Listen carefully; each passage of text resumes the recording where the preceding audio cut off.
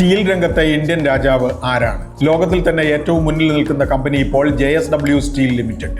Arcelor മിത്തലിനെയും Nippon സ്റ്റീലിനെയും ഒക്കെ മറികടന്ന JSWവിന്റെ വിപണി മൂല്യം 2.6 ലക്ഷം കോടി രൂപ.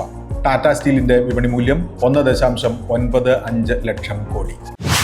ടെലികോം സാമഗ്രികൾ ഇറക്കുമതി ചെയ്ത വകയിൽ നികുതി കുടിശ്ശികയും പിഴയുമായി 5168 കോടിയോളം രൂപ അടയ്ക്കാൻ സാംസങ് ഇന്ത്യക്ക് നിർദ്ദേശം. മൊബൈൽ ടവറുകളിൽ ഉപയോഗിക്കുന്ന റിമോട്ട് റേഡിയോ ഹെഡും മറ്റും രേഖകളിൽ കൃത്യമായി കാണിക്കാതെ നികുതി വെട്ടിച്ചുവെന്നാണ് കേസ്.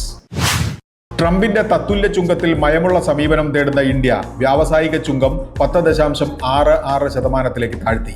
2023 ശരാശരി താരിഫ് 17%, വ്യാവസായിക സാധനങ്ങൾക്ക് 13.5%. ബജറ്റ് അവതരണത്തിന് ശേഷം ശരാശരി വ്യാവസായിക താരിഫ് 10.66% വാണിജ്യ സഹമന്ത്രി ജിതിൻ പ്രസാദ പാർലമെന്റിൽ.